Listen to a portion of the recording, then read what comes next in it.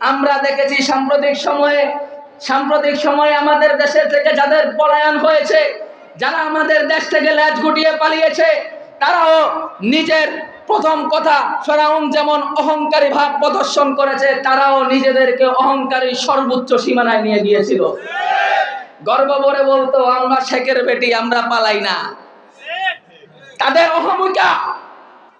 অহংকার এত বেশি ছিল, ওয়াইজ যখন কথা বলতেছিল দ্বীনের কথা, সামনে থেকে মাইক কেড়ে নিতেও তারা কুণ্ঠাবোধ করে নাই। তাদের অহংকার এত বেশি ছিল, 2022 সালে যখন এই মার্কাজুল হুদার মাহফিলে আল্লামা মামুনুল হকের মুক্তি চাই স্লোগানের পোস্টার লাগানো হয়েছিল, পার্টি নেতারা এসে সেই পোস্টার ছেড়ে ফেলেছিল। হয়তো আল্লামা মামুনুল হক এবছর না আগামী বছর নয় 2 বছর পরে হলো এই মাঠে এসে বক্তব্য দিবে, বয়ান করবে, কিন্তু রব্বে কাবার কসম করে বলছি সেই সালেমবার এই মাঠে আসতে পারবে না, তাদেরকে আসতে হবে না। যারা এই দেশের মানুষের উপর জুলুম করেছে, এই দেশে তাদের রাজনীতি করার কোনো অধিকার নাই। মার্কাজুল হুদার মাহফিল নিয়া গত কয়েক বছর কত রকমের কাহিনী তারা করেছিল। আল্লামা খুরশেদ আলম কাসেমি সাহেবকে আসতে দিবে না, মামুন সাহেবের মুক্তির স্লোগান লাগাতে দিবে না, মঞ্জুরুল হাসান নাদিম বয়ান না করলে ভালো হয় মিটিং এ পরামর্শ দেয়। মঞ্জুরুল হাসান নাদিম তো মার্কাজুল হুদার বয়ান করতেছে, তোরা কোথায় জানতে চাই। আসসালামু আলাইকুম ওয়া রাহমাতুল্লাহি ওয়া বারাকাতুহু। ইন্নাল হামদালিল্লাহ ওয়াস সালাতু ওয়াস সালামু আলা রাসূলিল্লাহ, আম্মা বা'দ, فأعوذ بالله من الشيطان الرجيم. بسم الله الرحمن الرحيم. جاء الحق وزهق الباطل إن الباطل كان زهوقا. صدق الله المولانا العظيم. মার্কাজুল হুদা ইসলামী সংস্থা ও দাসেরহাট বাজার ব্যবসায়ীদের উদ্যোগে আয়োজিত 2 দিন ব্যাপী 12তম বার্ষিক ওয়াজ মাহফিলের সমাপনী অধিবেশনের সম্মানিত সদরে এজলাস, উপস্থিত উলামায়ে কেরাম, তোলাবায়ে আযম, দ্বীন দরদি মুসল্লিয়ানে কেরাম, আল্লাহ রাব্বুল আলামিনের দরবারে লাখো কোটি শুকর। আল্লাহ রাব্বুল আলামিন আমাদিগকে দয়া করে, মায়া করে, মেহেরবানি করে রহমতের সামিয়ানার নিচে বসে দ্বীনে কিছু আলোচনা, দ্বীনে কিছু মুযাকারা করার এবং শোনার তৌফিক দান করেছে, জন্য আমরা শুকরিয়া আদায় করি আলহামদুলিল্লাহ। মুহতারাম হাজিরিন, বাংলাদেশের মানুষ দীর্ঘ 16 বছর পরে স্বাধীনভাবে মাহফিলের আয়োজন করার সুযোগ পেয়েছিল। গত 16 বছর পর্যন্ত কোন মাহফিল কমিটি মাহফিলের আয়োজন করতে হলে 10 বার চিন্তা করতে হতো, অমুক বক্তাকে যদি দাওয়াত দেওয়া হয় মাহফিল করার পারমিশন পাবো কিনা, অমুক বক্তাকে যদি দাওয়াত দেওয়া হয় পুলিশ প্রোগ্রাম করতে দিবে কিনা, অমুক ওয়াইজকে যদি আনা হয় পাশের চেয়ারে বসে থাকা দাড়ি ছাটা সভাপতি সামনে থেকে মাইক কেড়ে নেয় কিনা, ওয়াইজদেরকে চিন্তা করতে হতো। আলোচনা করার পরে সুস্থ শরীরে বাড়ি পর্যন্ত পৌঁছানো যাবে কিনা, নাকি আবার জেলখানার মধ্যে চলে যেতে হয়। শ্রোতারা আগে তৃপ্তি ভরে আলোচনা শুনতে পারতো না। আজকে 16 বছর পরে আয়োজকরা স্বাধীনভাবে মাহফিল আয়োজন করার সুযোগ পেয়েছে, ওয়াইজরা স্বাধীনভাবে আলোচনা করার সুযোগ পেয়েছে, শ্রোতারা স্বাধীনভাবে তৃপ্তি ভরে আলোচনা শোনার সুযোগ পেয়েছে। বিগত 16 বছর পর্যন্ত এই সুযোগ কেন ছিল না? তার কারণ হচ্ছে বিগত 16 বছর পর্যন্ত আমাদের মাথার উপর এক জালেম শাসক বসেছিল।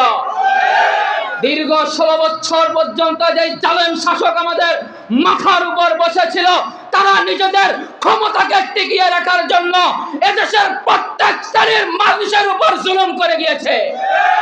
পৃথিবীর ইতিহাসে 2টা অপরাধ এমন আছে, এই 2টা অপরাধ যারাই করেছে তারা আল্লাহর হাত থেকে রেহাই পায় নাই। রব্বুল আলামিন তাদেরকে ছাড় দিয়েছে কিন্তু ছেড়ে দেয় নাই। ইতিহাস দেখেন, ফেরাউনের ইতিহাস। নিজের ক্ষমতাকে রক্ষা করার জন্য মানুষের উপর জুলুম করেছে। এক ব্যক্তি, এক গণক এসে ফেরাউনকে বলেছিল, আপনার এই এলাকার মধ্যে, আপনার এই শাসনকৃত এলাকার মধ্যে, আপনার এই সাম্রাজ্যের মধ্যে এক ব্যক্তির আগমন ঘটবে, সে যখন বড় হবে তখন আল্লাহর পথে মানুষকে দাওয়াত দিবে, আপনার রাজত্ব শেষ হয়ে যাবে, আপনার ক্ষমতা শেষ হয়ে যাবে।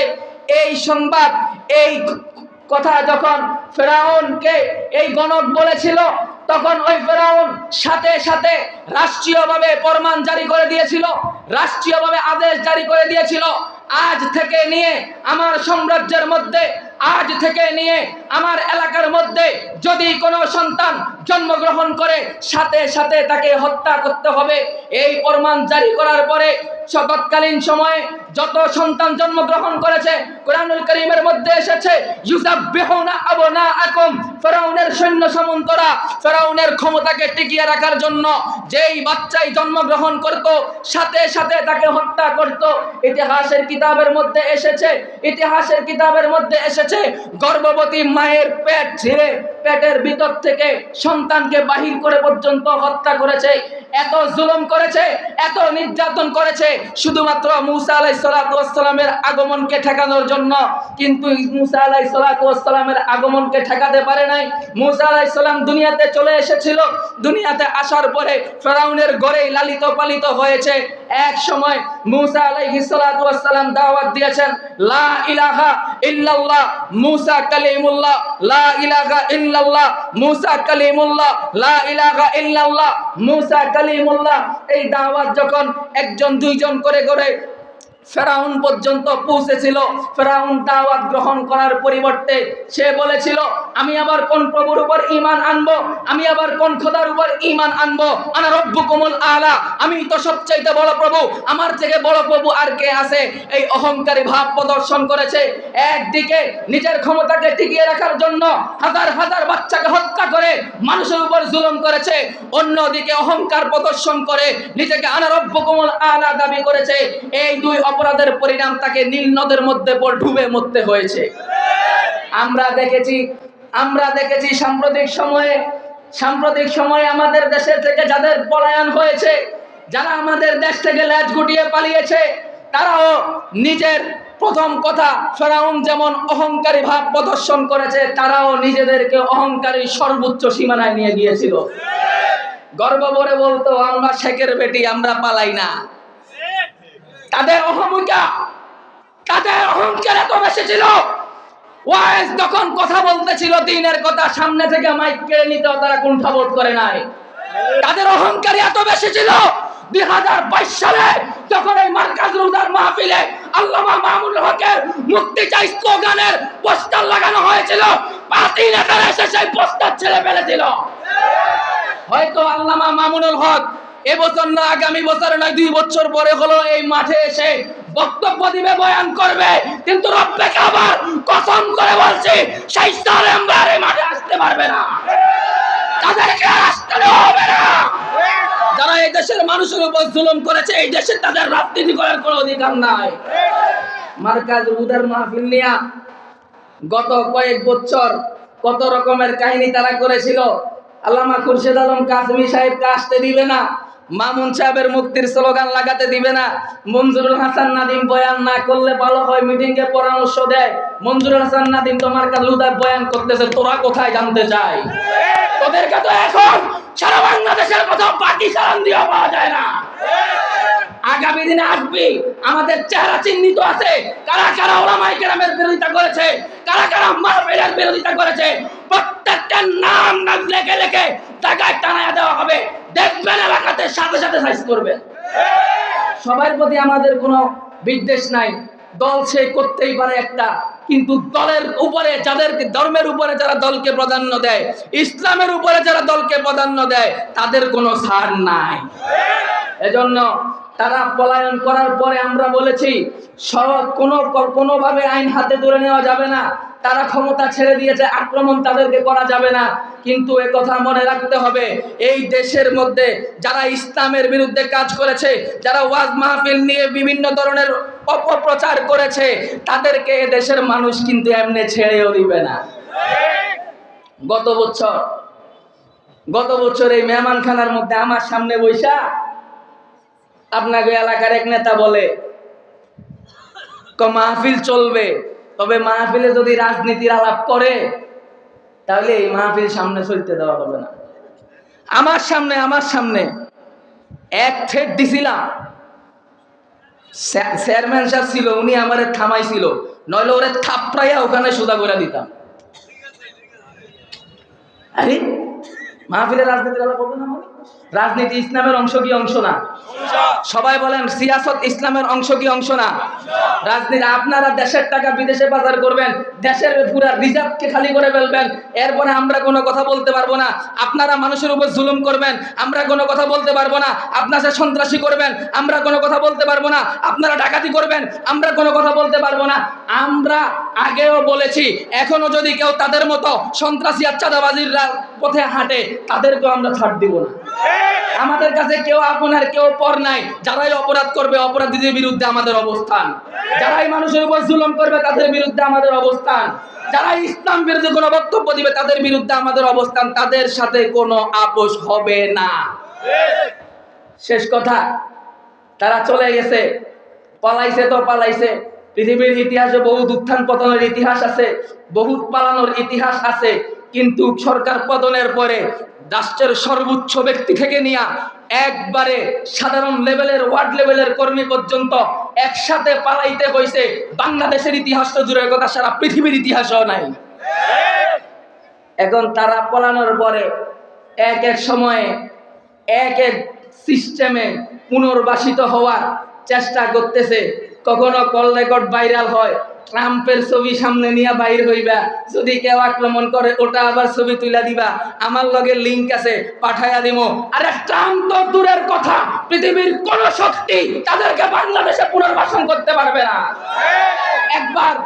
একবার বাইডেনের সাথে ছবি তুলেছেও, পার পাও নাই।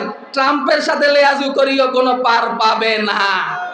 কারণ যে দেশের মানুষ ঐক্যবদ্ধ হয়ে, যে দেশের মানুষ ঐক্যবদ্ধ হয়ে কাঁধে কাঁধ মিলিয়ে শত শত যুবকের লাশের উপর দিয়ে কাউকে বিদায় করে, তারা অন্তত ওই দেশের ক্ষমতা তো দূরের কথা, ওই দেশের মধ্যে চলাচল তাদের জন্য দুঃসহ হয়ে যায়। আমাদের কথা পরিষ্কার, রাজনীতি যারা করার করবেন, কিন্তু ইসলামের বিরুদ্ধে অবস্থান নেবেন না, আলেম ওলামাদের বিরুদ্ধে অবস্থান নেবেন না, মসজিদ মাদ্রাসার বিরুদ্ধে অবস্থান নেবেন না, ওয়াজ মাহফিলের বিরুদ্ধে অবস্থান নেবেন না, সন্ত্রাসের পক্ষে অবস্থান নেবেন না, চাঁদাবাজের পক্ষে অবস্থান নেবেন না, সুদখোরের পক্ষে অবস্থান নেবেন না, ঘুষখোরের পক্ষে অবস্থান নেবেন না। যদি অবস্থান নেন, আমরা কিন্তু কাউকে ছাড় দেব না। তাদেরকে পুনর্বাসন করার জন্য কখনো আনসার লীগ, কখনো পুলিশ লীগ, কখনো রিক্সা লীগ, বহুত রকমের, বহুত জগনের, বহুত সিস্টেমে আমরা দেখেছি। সর্বশেষ দেখেছি আমরা সনাতনী কার্ড ব্যবহার করে, ইসকনের মাথার উপর নুন রেখে তাদেরকে ট্রাম্প কার্ড হিসাবে ব্যবহার করে, সংখ্যালঘুদেরকে ট্রাম্প কার্ড হিসাবে ব্যবহার করে তারা বাংলাদেশে পুনর্বাসন হওয়ার চেষ্টা করেছে। একটু আগে মুফতি রেজাউল করিম আবরার বিস্তারিত এই ব্যাপারে আলোচনা করে গিয়েছে। আশ্চর্য লাগে, বাংলাদেশ 93% মুসলমানের দেশ, সাম্প্রদায়িক সম্প্রীতির এক অনন্য দৃষ্টান্ত এই বাংলাদেশ। যেই দেশের সর্বোচ্চ বিদ্যাপীঠ দারুল উলুম মুঈনুল ইসলাম হাটহাজারী মাদ্রাসার এক বিগতের মাঠে, বড় মসজিদের এক বিগত পাশেই হচ্ছে হিন্দুদের সবচাইতে বড় মন্দির।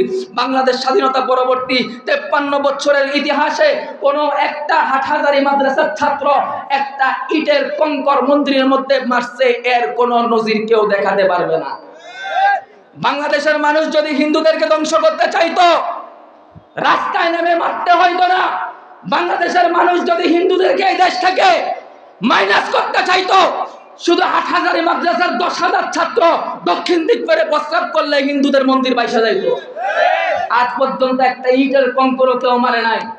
আমরা এদেশের ওলামায়ে কেরাম সাম্প্রদায়িক সম্প্রীতির সবচেয়ে অনন্য নজির স্থাপন করেছি, কিন্তু এরপরও এটাকে ব্যবহার করে ভারত আমাদেরকে হুমকি দেয়, ভারত আমাদেরকে ধমকি দেয়।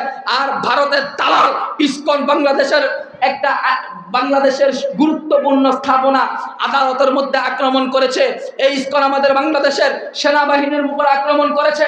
এই ইসকন আমাদের বাংলাদেশের আদালত প্রাঙ্গণের মসজিদের মধ্যে হামলা করেছে। এই ইসকন আমাদের বাংলাদেশের একজন মুসলিম আইনজীবীকে কুপিয়ে হত্যা করেছে। সুতরাং এই হিন্দুত্ববাদী জঙ্গি সংগঠন ভারতের রয়ের এজেন্ট ইসকনের কোন কার্যক্রম বাংলাদেশে চলতে পারে না।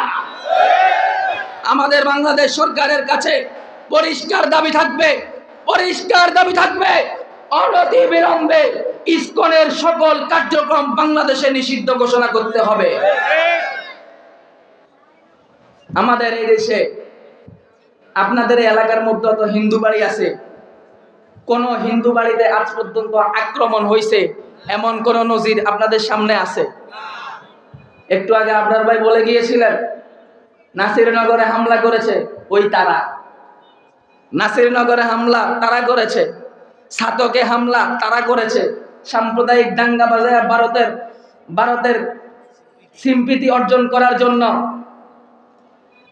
এখন আমি যদি কথা বলি, দুই এক জায়গায় 5ই আগস্টের পরে যে দুই এক জায়গার মধ্যে এই সমস্ত ঘটনা ঘটেছে, হিন্দুদের উপর আক্রমণ ঢালাও ভাবে তো ঘটে নাই, দুই এক জায়গার মধ্যে যেটা ঘটছে এটাও কোনো মুসলমান করে নাই, এটাও সাধারণ জনগণ করে নাই, এটাও এদেশের কোনো আলেম সমাজ করে নাই, এটা এদেশের কোনো মসজিদের মুসল্লি করে নাই, এটা এদেশের কোনো মাদ্রাসার ছাত্র করে নাই, এটা পরাজিত শক্তি ভারতের কাছে বিচার পার্টি হিসেবে নিজেকে পরিচিত করার জন্য করেছে। নিজেরা তো কিছু করতেই পারে না, এখন শুধু নালিশ দেয়, আমেরিকার কাছে নালিশ দেয়, একবার ভারতের কাছে নালিশ দেয়, ভারতে একটু হাত ডাক দেয়, মনে করছে ভারত যদি একটু চক্রাঙ্গানি দেয় এদেশের মানুষ বুঝি কইব হ্যাঁ ভারত থেকে বাঁচার জন্য আসেন আপনারা, আপনাদের পায়ে ধরে, আপনারা ভারত রেখে পাইয়েন না, আপনাদের সাথে আমরা মিলেমিশে চলবো। পরিষ্কার কথা, কোন রাজনীতিবিদ যেই দলেরও হোক না কেন, তারা যদি ওই পরাজিত শক্তিকে পুনর্বাসন করার চেষ্টা করে দেশের জনগণ ওই রাজনৈতিক শক্তিকে ছাড় দেবে না। যত বড় দলের নেতাই হোক না কেন, যদি আওয়ামী লীগের রাজনৈতিকভাবে আমার সাথে তাদের কোনো বিরোধ নাই, কিন্তু আওয়ামী লীগের শাসনামলে সংবিধান থেকে বিসমিল আল্লাহর উপর পুনরাস্থার চ্যাপ্টারকে বাদ দেওয়া হয়েছে, আওয়ামী লীগের শাসনামলে সংবিধান থেকে বিসমিল্লাহকে বাদ দেওয়া হয়েছে, আওয়ামী লীগের শাসনামলে শাপলা চত্বরে লক্ষ লক্ষ ওলামায়ে কেরামের উপরে নির্বিচারে গুলি চালানো হয়েছে, আওয়ামী লীগের শাসনামলে 2021 সালের মোদী বিরোধী আন্দোলনে 21 জন কাদাপ্রাণকে হত্যা করা হয়েছে, তাদের শাসনামলে নিরীহ শত শত মানুষকে হত্যা করেছে। বিশেষ করে 24-এর গণ অভ্যুত্থানে 1800-র অধিক মানুষকে তারা নির্বিচারে গুলি করে হত্যা করেছে। ওই যে ফেরাউন যেমন ক্ষমতা টিকে রাখার জন্য হাজার হাজার বাচ্চাকে হত্যা করেছে, কিন্তু টিকে থাকতে পারে নাই, তারাও ক্ষমতাকে ধরে রাখার জন্য 2009 সালের পিলখানার মধ্যে 57 জন সেনা অফিসারকে হত্যা করেছে, শাপলা চত্বরে লক্ষ লক্ষ আলেমের সমাবেশে গুলি করে শত শত আলেমকে হত্যা করেছে। 21 সালে মোদী বিরোধী আন্দোলনে 21 জনকে হত্যা করেছে। বিগত 16 বছর পর্যন্ত বিরোধী মতের দলের নেতাকর্মী কাউকে খুন করেছে, কাউকে গুম করেছে, কাউকে হত্যা করেছে। সর্বশেষ বৈষম্য বিরোধী ছাত্র আন্দোলন, পরবর্তী ছাত্র জনতার গণ অভ্যুত্থান, এখানের মধ্যে 1800-র বেশি মানুষকে হত্যা করেছে। ফেরাউন যেমন এত হত্যাকাণ্ডের পরেও টিকে থাকতে পারে নাই, এরাও টিকে থাকতে তো পারেই নাই, ক্ষমতা ধরে রাখতে তো পারেই নাই, বরং দুপুরবেলা খাওয়ার জন্য যা রান্না করছিল সেটা খাইয়া পালানোর পর্যন্ত সুযোগ পায় না। কথা হলো তারা তো পালাইছে। আপনি কি মনে করেন 5ই আগস্টের পরে বাংলাদেশের মধ্যে আর কোনো জুলুমের ঘটনা ঘটে নাই? 5ই আগস্টের পরে বাংলাদেশে আর কোনো সন্ত্রাসী কার্যক্রম হয় নাই? এই কথা বলেন, বা হয় নাই? 5ই আগস্টের পরে বাংলাদেশের কোথাও চাঁদাবাজির ঘটনা ঘটে নাই? করলো কারা? তারা তো পলাই গেল, তারা তো এলাকাতে নাই, তাদেরকে তো বাটি সালাম দিয়ে পাওয়া যায় না। তাহলে নতুন করে কারা আইসা চাঁদাবাজি করে, নতুন করে কারা আইসা মানুষের উপর জুলুম করে? এটা শিক্ষা নাও। কোরআনুল কারীমের মধ্যে বারবার ফেরাউনের ঘটনা কেন আনছে? যাতে করে মানুষ শিক্ষা গ্রহণ করে, কিন্তু শিক্ষা গ্রহণ না করার কারণে 5ই আগস্টের ঘটনা 16 বছর তারা মানুষের উপর জুলুম করেছে, পরিণতিতে তারা পালাইতে হইছে। এখন যদি কেউ মনে করে তারা পালাইছে, দেশের মধ্যে অনলি ওয়ান আমরা ছাড়া কেউ নাই, যদি তারাও আগের আওয়াদের মতো জুলুমের পথ এখতিয়ার করে, এরাও যদি আগের ওয়ালাদের মতো সন্ত্রাসীর পথ এখতিয়ার করে, এরাও যদি আগের ওয়ালাদের মতো চাঁদাবাজের পথ এখতিয়ার করে, এরাও যদি আগের ওয়ালাদের মতো মানুষের উপর জুলুম করে, খোদার কসম যে আল্লাহ তাদেরকে ছাড় দেয় নাই, ওই আল্লাহ এদেরকেও ছাড় দিবে না। আল্লাহর কথা সত্য, জুলুম আর অহংকার এই দুই অপরাধ যারাই করো না কেন, যত বড় শক্তিশালী হোক না কেন, যত বড় ক্ষমতাধর হোক না কেন, যত বড় অর্থশালী হোক না কেন, জুলুম আর অহংকার করলে রব্বুল আলামিন কাউকে ছেড়ে দেন, কাউকে ছেড়ে দেন। আমরা গত এক বছরও যখন আমরা বলতাম আল্লাহ ছাড় দে ছেড়ে দেন না, আল্লাহ ছাড় দে ছেড়ে দেন না, আমাদের উপর নারাজ হইতো, আমাদেরকে বলতো আরে হুজুর কোন কি আগামী 100 বছর ক্ষমতায় তো আমরাই আছি, আমগরে কি কেউ কিছু করতে পারবো নি, কেউ সরাইতে পারবো নি। হ্যাঁ, আপনারা হুদা কিল্লেগা নিজের বিপদ নিজে টানিয়ে আনেন। আমার এক একটা বক্তব্য ভাইরাল হইতো, আর গোয়েন্দা সংস্থার পক্ষ থেকে ফোনের হিড়িক পড়ে যাইতো, কথা আর একটু সাবধানে বলেন, নিজের ভবিষ্যৎ আছে এটা চিন্তা করে কথা বললেন। আপনাকে একবার জেলে গেছেন, আমরা যদি আরেকবার নিয়ে যাই তাহলে তো সহজে বাইরে হইতে পারবেন না। নানা রকমের হুমকি, নানা রকমের ধুমকি এজেন্সিগুলো থেকে আসতো, গোয়েন্দা সংস্থা থেকে আসতো। তারা মনে করতো তাদেরকে কেউ সরাতে পারবে না। আল্লাহ রব্বুল আলামিন তাদেরকে সরানোর জন্য হেফাজতের মতো বড় সংগঠন ব্যবহার করে নাই। আল্লাহ রব্বুল আলামিন তাদেরকে সরানোর জন্য জামাত ইসলামের মতো বড় রাজনৈতিক প্ল্যাটফর্ম ব্যবহার করে নাই। আল্লাহ রব্বুল আলামিন তাদেরকে সরানোর জন্য ইসলামী আন্দোলনের মতো বড় রাজনৈতিক শক্তিকে ব্যবহার করে নাই। তাদেরকে পালানোর জন্য বিএনপির মতো বড় শক্তিকে ব্যবহার করে নাই। ওই যে আলাম তারা কাইফা ফাআলা রাব্বুকা বিআসহাবিল ফিল আলাম ইয়াজআল কাইদা হুম ফি তাদলিল ওয়া আরসালা আলাইহিম তায়রান আবাবিল তারমিহিম বিহিজারাতিন মিন সিজিল ফাজআলাহুম কাসফিম মাকুল। ওই যে আল্লাহ রাব্বুল আলামিন বাইতুল্লাহকে রক্ষা করেছিল ছোট তায়রান আবাবিল পাখির পাথর দিয়া যেভাবে পুরা হস্তি বাহিনী আব্রাহার হস্তি বাহিনীকে ধ্বংস করে দিয়েছে, আল্লাহ রাব্বুল আলামিন বড় কোনো শক্তিকে ব্যবহার না করে তাদের অহংকার গুড়িয়ে দিয়ে ছোট ছোট স্কুল কলেজ আর মাদ্রাসার বাচ্চাদের দিয়ে তাদেরকে কাজ করে দিয়েছে। এটা আল্লাহ রাব্বুল আলামিনের একটা উসুল, যত বড় শয়তান আরে তত ছোট জিনিস দিয়ে ধ্বংস করে। নমরুদকে কি দিয়ে ধ্বংস করছিল? মশা কনকে বালা মশা, ল্যাংরা ওতে যুদ্ধের মাঠে যাইতে পারে না। নমরুদ তো আল্লাহর লগে যুদ্ধ ঘোষণা দিয়ে আসছিল, এখনো ল্যাংরা বালা মশা জাকের ভিতরে যাইতে পারে না। কয় আল্লাহ আমি তো যাইতে পারতেছি না, আমার একটু পারমিশন দিলে বড়টা যখন বাইরে উপর বড়টা করবো। আল্লাহ যা এ যাইয়া নাকের ভিতরে ঢুকছে, নাকের ভিতরে কতক্ষণ পরে টস করে টুক দেয়। কি হল থাপ্পড় দিলে তো বালায় লাগে। এবার লোক একটা রাখছে কয় তোর কাম হয়েছে, কতক্ষণ পর মাথার মধ্যে থাপ্পড় দিবে। এখনো কতক্ষণ পরে মাথার মধ্যে থাপ্পড় দেয়। কয় রে আর তো বেশি শক্ত, একটু ব্যথা ভাই, এক কাজ কর এমন একটা জিনিস বানা যেটা দিয়া ব্যথা পাবো না। তো প্রথমে তুলা দিয়া বানাইছিল, এখন তুলা দিয়া মারে কোনো কাম হয় না। পরে না তুলা বেশি নরম, আর একটু শক্ত বানায়। এই যে সামলা জুতার আবিষ্কার, তখন সামলা জুতা বানাইছে, সামলা জুতা দিয়ে বাড়ি দিলে একটু ভালো লাগে। আল্লাহ চাইলে রাজ সিংহাসনে বসাই জুতার বাড়ি খাওয়াইতে পারে, এই ইতিহাস আল্লাহ দেখা যাচ্ছে।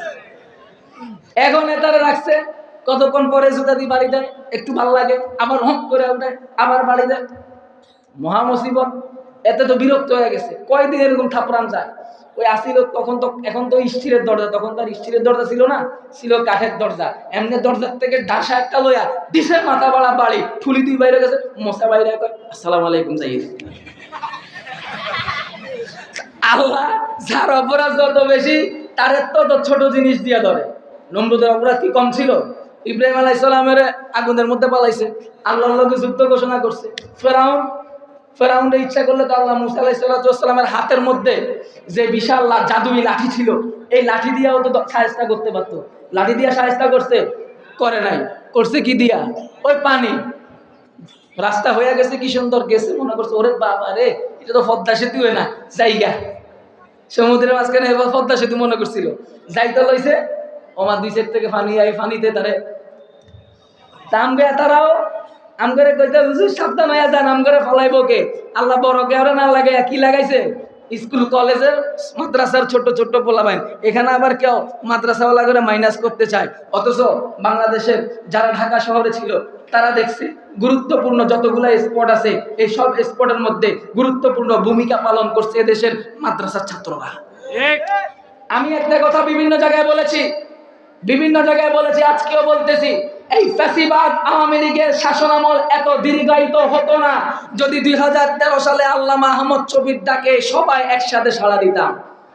সেদিন আল্লামা আহমদ শফীর ডাকে যদি সর্বশ্রেণীর মানুষ সাড়া দিত, তাহলে 2024 আইসা আবু সাঈদার মুগ্ধরা জীবন দিতে হতো না। আর 2024 আলেম ওলামায়ে কেরাম যদি তাদেরকে সমর্থন না করত, স্কুল কলেজ ওয়ালাদেরকে 24 স্বাধীনতা অর্জন হতো না। এ কারণে কথা পরিষ্কার, এই পরবর্তী সংস্কার হচ্ছে, সংস্কার আপনারা মিলে কইরা ফেলবেন। আলেমদেরকে পরামর্শ নেবেন না, আলেমদেরকে মাইনাস করবেন। মনে রাখেন গুরুত্বপূর্ণ ভূমিকা আগে আন্দোলনের মধ্যে আমরা পালন করছি। আমাদেরকে মাইনাস করে যদি এই দেশের মধ্যে কিছু করতে চান, ইসলাম বিরোধী কোনো মতবাদ যদি আমাদের উপর চাপিয়ে দিতে চান, আমরা কিন্তু ছাড় দিব না। শেষ একটা কথা, হুজুর চলে আসছেন, শেষ একটা কথা, আমাদের দেশের পরিবর্তনের পরে দেশ সংস্কার হচ্ছে। এই সংস্কারের কমিশন গঠন হয়েছে, একটা কমিশন আইন কমিশন, আইন ও সংসদ, সংবিধানকে সংস্কার করার জন্য। এদের কাজ হচ্ছে সংবিধানকে নতুন করে ঢেলে সাজাবে। আওয়ামী লীগের আমলে সংবিধান থেকে আল্লাহর উপর পুনরাস্থার কথা বাদ দিছে, আওয়ামী লীগের আমলে সংবিধান থেকে বিসমিল্লাহকে বাদ দিছে। আমাদের কথা পরিষ্কার, নতুন যে সংবিধান তৈরি হবে আল্লাহর উপর আস্থা পুনর্বিশ্বাস স্থাপনের এই বিষয়টা থাকতে হবে, বিসমিল্লাহর বিষয়টা থাকতে হবে। সর্বোপরি যারা আল্লাহ রাসূল সাল্লাল্লাহু আলাইহি ওয়াসাল্লামকে নিয়ে গালাগাল করবে, আল্লাহ রাসূলকে নিয়ে কুচ্ছা রটনা করবে, তাদের সর্বোচ্চ শাস্তি মৃত্যুদণ্ডের আইন থাকতে হবে। যদি এটা না রাখেন, আরেকটা 5ই আগস্ট কায়েম হবে, আরেকটা শাপলা চত্বর কায়েম হবে। আমরা প্রস্তুত নিচ্ছি। আবদার ভাই বলে গেছিলেন আগামীর বাংলাদেশ হবে ইসলামের বাংলাদেশ ইনশাআল্লাহ। সেজন্য ওলামায়ে কেরাম কাজ করতেছে। আপনারা আলেম ওলামায়ে কেরামের সাথে থাকবেন তো ইনশাআল্লাহ? আল্লাহ রাব্বুল আলামিন আমাদের সবাইকে যে কথাবার্তাগুলো হয়েছে এগুলোর উপর আমল করার তৌফিক দান করুক।